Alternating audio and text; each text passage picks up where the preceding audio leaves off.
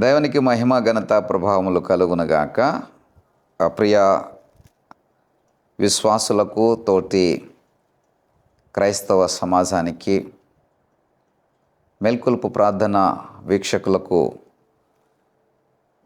యేసుక్రీస్తు వారి యొక్క శ్రేష్టమైనటువంటి నామమును బట్టి శుభములు, ఆశీర్వచనములు తెలియచేస్తూ మరొక ఉదయకాలం మీ ముందుకు వస్తూ ఉన్నాం.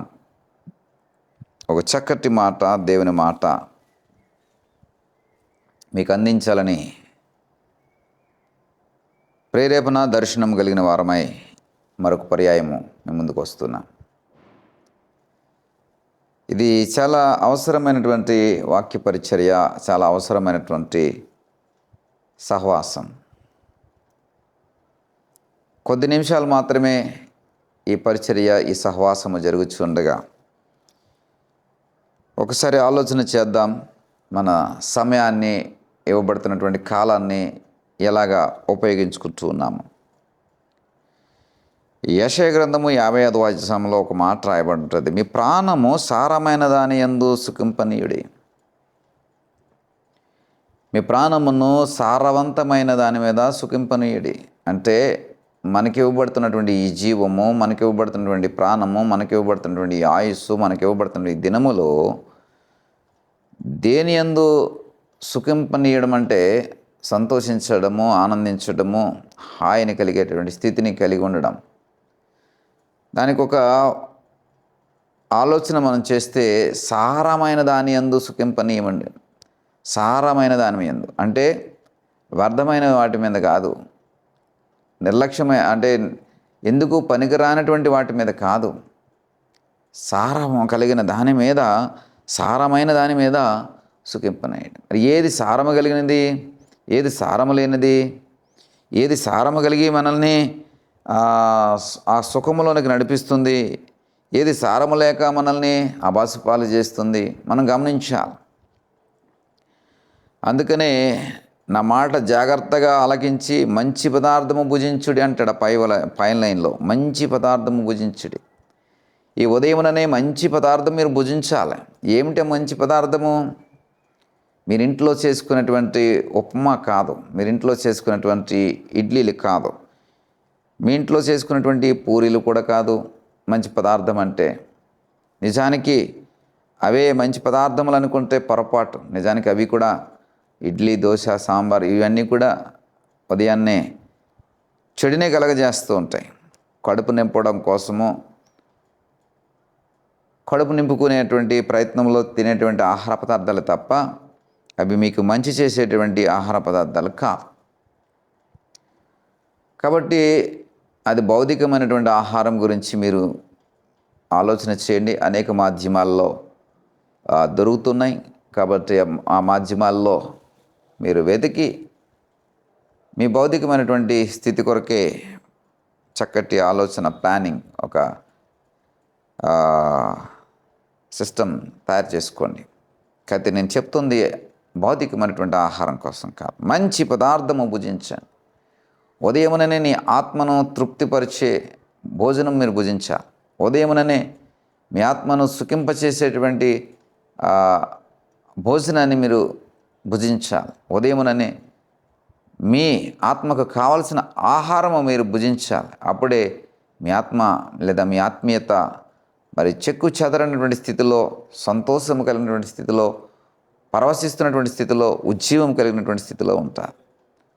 అలా కాకుండా మన ఇష్టానుసారమైనటువంటి రీతిలో ఉదయముననే మన ఆత్మకు సరైనటువంటి ఆహారము, సరైన భోజనము పెట్టకుండా ఇష్టానుసారమైనటువంటి స్థితిని మనము కలిగి ఉంటూ, వ్యర్థమైన వాటిని చూస్తూ, వ్యర్థమైన వాటిని గ్రహిస్తూ, వ్యర్థమైన వాటి మీద మనసు నిలుపుతూ, పిల్లరా ఈ దినచర్యలు ఈ విధంగా మారిపోయినాయి.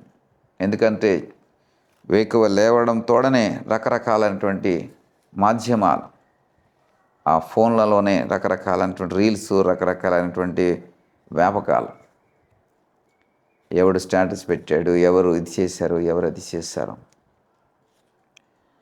అది చాలదన్నట్టుగా టీవీ కార్యక్రమాల్లో నిమగ్నం అయిపోతుంటా.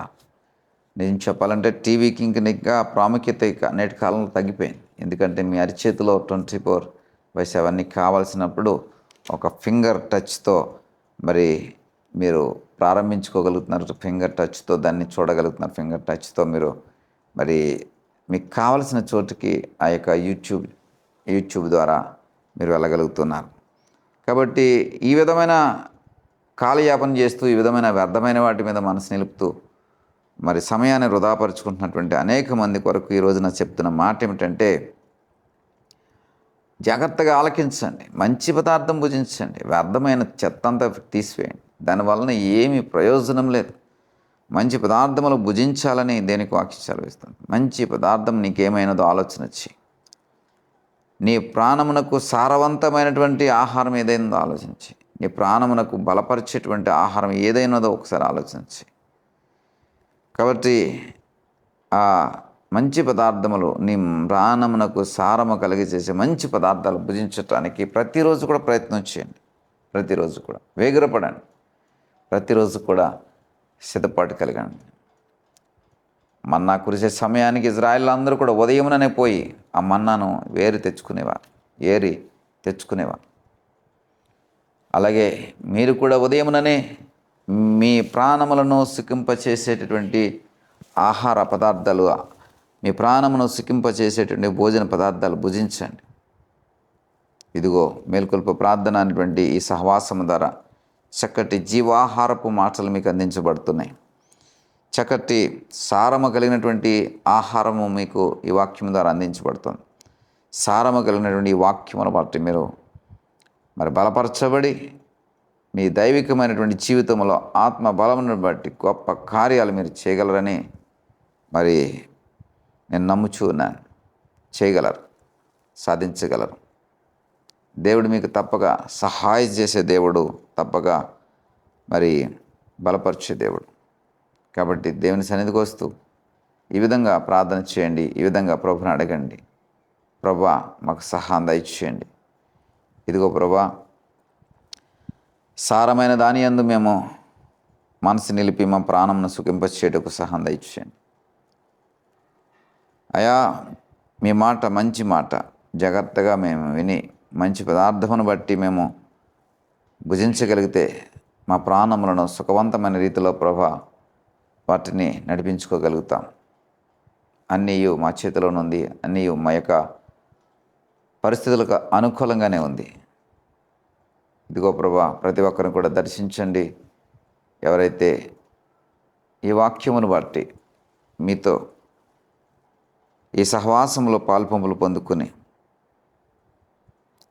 మేల్కొల్పు ప్రార్థన ద్వారా కలిగేటువంటి ఆత్మీయ ఆహారము ప్రతి ఒక్కరు కూడా పొందుకోవడానికి సహాయం దయచేయండి. యేసు నామమును బట్టి అడిగి వేడుకుంటున్నాం పరమ తండ్రి. ఆమేన్.